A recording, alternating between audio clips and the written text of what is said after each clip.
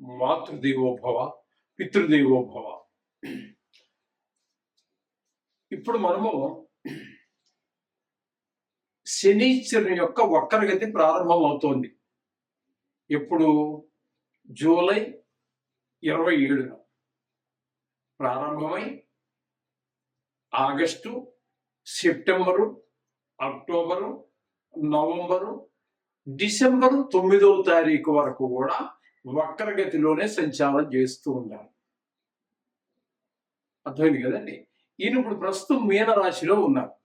ఆ మీనరాశిలో ఉండి వక్రగతి ప్రారంభమయ్యి సుమారుగా 136 రోజులు, అంటే 4 నెలలు, 4 3 12, 4 నెలలు ఏమండి, 16 రోజులు. అంటే ఒక రోజు, కొన్ని నెలల్లో 31 రోజులు ఉండొచ్చు, కొన్ని నెలల్లో 30 రోజులు ఉండొచ్చు.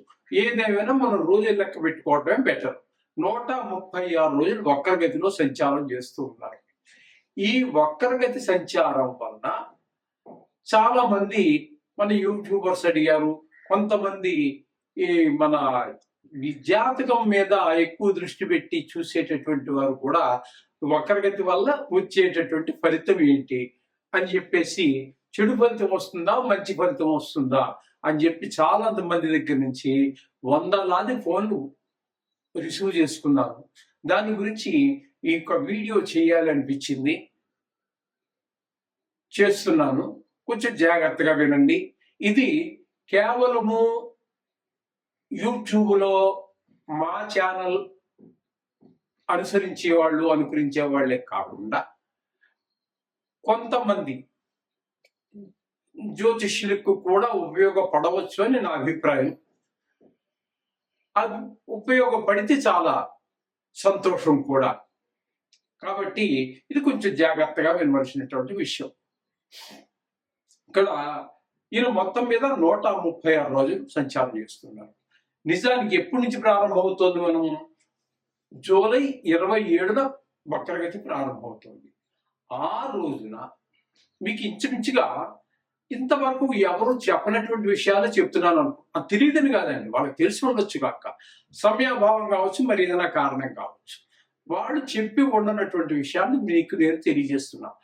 ఆ రోజున శని భగవానుడు 20 డిగ్రీల్లో ఉన్నాడు. మీనరాశిలో 20 డిగ్రీల్లో ఉన్నాడు. అక్కడ నుంచి వక్రగతి ప్రారంభమయ్యి డిసెంబర్ 9 వరకు వక్రగతిలో ఉంటున్నారు. ఆయన వెనక్కి నడుస్తూ ఉన్నారు. వక్రగతి అంటే ఏంటి? ముందుకు వెళ్ళడం కాకుండా వెనక్కి రావడం. అలా వచ్చి వచ్చి వచ్చి ఎక్కడి వరకు అంటే డిసెంబర్ 9వ తారీఖు వరకు. అక్కడికి వచ్చినప్పటికి 20 డిగ్రీల్లో ఉన్నాడని మొదట మనం చెప్పుకున్నాం కదా. ఆ 20 డిగ్రీ నుంచి 13 డిగ్రీల్లోకి వస్తున్నారు. అంటే ఇవన్నీ ముందు నడుచుకుని వెళ్ళిపోయారు ఆయన. ఈ 13 డిగ్రీ నుంచి అలా ముందుకు వెళ్ళిపోయి 20 దగ్గరికి వెళ్ళారు. ఆ వెళ్ళినటువంటి ఆయన మళ్ళీ వక్రగతి కారణంగా, అంటే నిజానికి వక్రగతి అంటూ ఉండదు, అది మనకి కనిపించే విధానం. ఎందుకంటే ఒక్కొక్క గ్రహానికి ఒక్కొక్క ఓర్బిట్ ఉంటుంది కాబట్టి, ఆ ఓర్బిట్ లో తిరిగినప్పుడు చిన్న ఓర్బిట్ ఉన్న గ్రహం త్వరగా ముందుకు వెళ్తుంది కాబట్టి ఇది వెనక్కి వెళ్ళినట్టు కనిపిస్తుంది. కానీ నిజానికి ఏ గ్రహానికి కూడా వక్రగతి అనేది రాహుకేతువులు తప్పితే దేనికి లేదు. కాబట్టి ఇక్కడ శనీశ్వరుడికి వక్రగతి లేదు, కానీ వెనక్కి వస్తున్నట్టుగా మనకు కనబడుతుంది. కాబట్టి ఫలితాల్లో కూడా మార్పులు ఉంటాయి. ఎంతవరకు ఉంటాయి ఫలితాల్లో మార్పులు అన్నట్టయితే, 13 డిగ్రీల నుంచి 20 డిగ్రీల వరకు వెళ్ళాడు కదండి. ఈ ఫలితాలన్నీ అతని అనుభవంలోకి వచ్చేసాయి.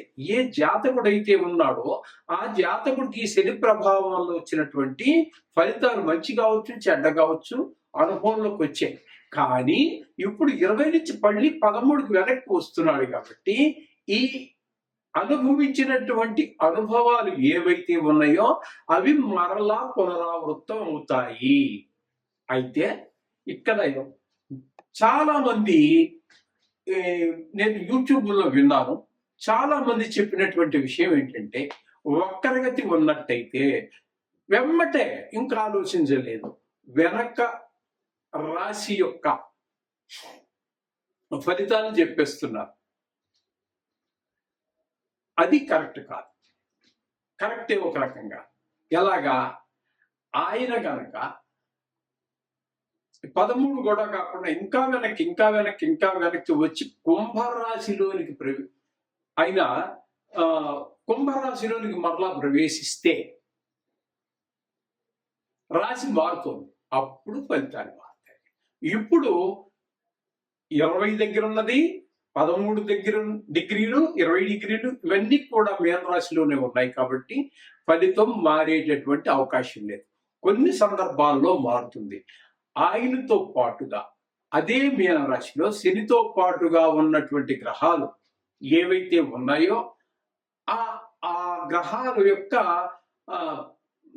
ఫలితాలు కూడా కొద్దిగా మారేట అవకాశం. అది కూడా రాశి మారలేదు కాబట్టి ఆ డిగ్రీల్లో వచ్చేటటువంటి తేడాలు బట్టి కొంచెం మారే అవకాశం ఉంది.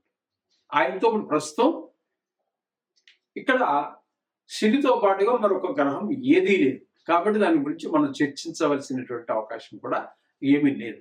ఇది శని యొక్క వక్రగతి, దానివల్ల వచ్చే ఫలితాలు. యాజ్ ఇట్ ఈస్ గా ఎలాగైతే ఉందో అలాగే శని మీన రాశిలో ఉన్నప్పుడు ఇచ్చేటటువంటి ఫలితాలనే మనం చెప్పుకోవాలి. నో డౌట్, మీకు ఏ విధమైన అనుమానం అక్కర్లేదు. అర్థమైంది కదండి. అందుచేత శని భగవానుడి ఫలితాలు మామూలుగా ఉన్నప్పుడు ఏ ఫలితాలు అయితే ఉన్నాయో అవే ఫలితాలనే మనం చెప్పుకుంటున్నాం. ఆయనతో పాటు ఏ గ్రహము లేదు. కానీ మీకు పునరావృతం అవుతున్నాయి. 13లో ఉన్నప్పుడు డిగ్రీల్లో ఉన్నప్పుడు ఏ అనుభవాలు ఉన్నాయో 20లోకి వచ్చాక అవన్నీ మీకు అనుభవంలోకి వచ్చేసాయి. కానీ మళ్ళీ ఆ అనుభవాలు పునరావృతం అవుతున్నాయి. ఇది గుర్తుపెట్టుకోండి. పంచమ స్థానంలో సంచరించేటటువంటి శని అంటే పంచమ స్థానం అంటే మీన రాశి అవుతుంది.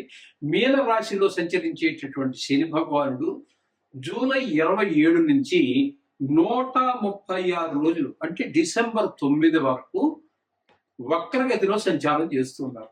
ఈ జూలై 27వ తారీఖు నాటికి ఆయన 20 డిగ్రీలలో ఉన్నారు.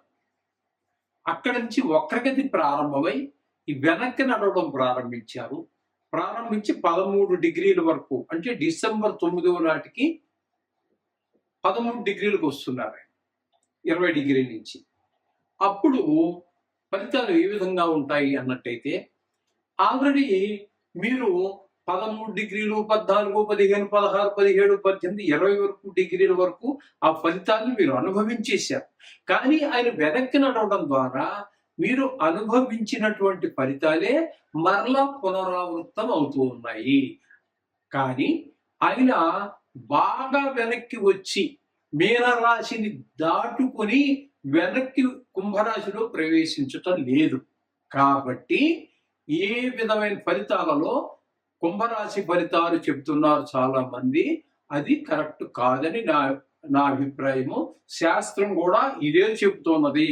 రాశి మారనంత వరకు వెనక రాశి ఫలితాలు వర్తించవు. కాబట్టి మీకు ఎక్కడైతే మీన రాశిలో అంటే 5వ స్థానంలో వృశ్చిక రాశికి ఉన్నారో అవే ఫలితాలు వర్తిస్తాయి. కాబట్టి ఇది అందరూ గుర్తించుకోండి. ఇది మమ్మల్ని అడిగే ఈ ఫలితం ఏంటని అడిగేటటువంటి మా యొక్క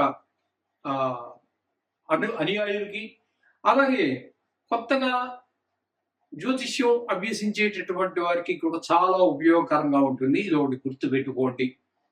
ఇది సామాన్యంగా దొరికే విషయం కాదు. కొంచెం లోపల వెళ్తే దొరుకుతుంది. అసాధ్యమైనది ఏం కాదు.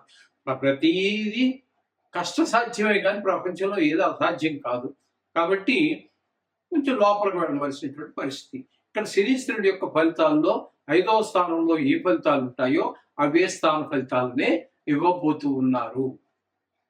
అసలు మరి పంచమ స్థానంలో ఆయన మంచి ఫలితాలు ఇస్తాడా చెడ్డ ఫలితాలు ఇస్తాడా? అవే ఫలితాలు అంటున్నారు. కానీ మంచి ఫలితాలా చెడ్డ ఫలితాలా అనేటటువంటిది మనం చూసుకోవాల్సినటువంటి అవసరం ఎంతైనా ఉంది. ఇక్కడ మనం చెప్పుకోవాల్సింది ఏంటంటే పంచమ స్థానంలో ఉన్నప్పుడు ఆయన ఇచ్చే ఫలితాలు సశాస్త్రీయంగా చెప్పుకోవాలంటే శాస్త్రకారులు చెప్పినటువంటివి. కార్యహాని మనస్తాప జ్ఞాతి వాజ్య కలాపకం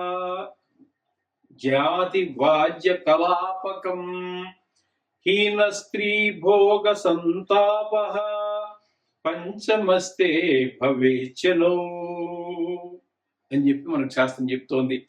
శని పంచమ స్థానంలో ఉన్నప్పుడు ఏ ప్రయత్నం మొదలెట్టినా ముందుకు వెళ్ళదు, నెరవేరదు, పూర్తి కాదు. మనోవిచారము, జ్ఞాతులతో అంటే తెలుసున్న వాళ్ళతోటి వ్యాజ్యములు అంటే గొడవలు మొదలైనవన్నీ ఉంటాయి. ఇటువంటి నీచ స్త్రీలతో పరిచయం, తద్వారా అనేక కష్టాలు సంభవిస్తుంటాయి. నీచ స్త్రీలతోనే కాదు, నీచులతో ఎవరితో చేసినా కష్టాలే, కానీ స్త్రీలతో మరీ కష్టం. నీచ స్త్రీలతో పరిచయాలు ఏర్పరచుకోవటం వల్ల మీరు ఊహించినటువంటివి, తట్టుకోలేటటువంటి కష్టాలు కూడా ఏర్పడేటువంటి అవకాశం మనకు కనబడుతూ ఉంటుంది. అందుచేత ఆడవాళ్ళ విషయంలో చాలా జాగ్రత్తగా ఉండండి. అలాగే దీన్ని ఈ విధమైన ఫలితాలన్నీ కూడా మనకు శాస్త్రకారులు చెప్పారు. కాబట్టి స్త్రీల విషయంలో జాగ్రత్తగా ఉండండి. కార్యాల విషయాల్లో అంటే ఏ పని కొత్త ప్రయత్నాలు ప్రారంభించకండి. మనోవిచారం, జాతులతో కూడా ఎక్కువగా అవసరం మేరకు మాట్లాడండి. తద్వారా మీరు వీటి నుంచి బయటపడతారు. వీరికి కూడా బాగలేదు కాబట్టి ఇక్కడ కూడా 2.5 సంవత్సరాల కాలమే ఉంటుంది కాబట్టి ఇక్కడ మీరు కూడా వీలైతే ఆర్థిక పరిస్థితిని బట్టి జపశాంతులు కానీ, ఒక 40 రోజులు తిరగటం కానీ చేసినట్టయితే ఈ దోషాల నుంచి బయటపడతాం. ఎలాగో మీరు ఖచ్చితంగా రోజు నవగ్రహ మంత్రాలు, శ్లోకాలు చదువుకుంటున్నారు కాబట్టి అంతగా పెద్ద అంటే డబ్బులు పెట్టుకుంటే ఎక్కువ ఫలితం వస్తుంది, ఒక 1000 రూపాయల ఒక 10,000 కష్టపెడితే ఎక్కువ ఫలితం వస్తుంది, నేనేమో అంతవరకు 200 కూడా ఖర్చు పెట్టలేదు ఫలితం రాదని అనుకోవద్దండి. భక్తి ముఖ్యం, భక్తి ప్రధానం. అది గుర్తుంచుకొని చేయండి. మీరు ఈ కష్టాల నుంచి గట్టెక్కదు. శుభం భూయాత్.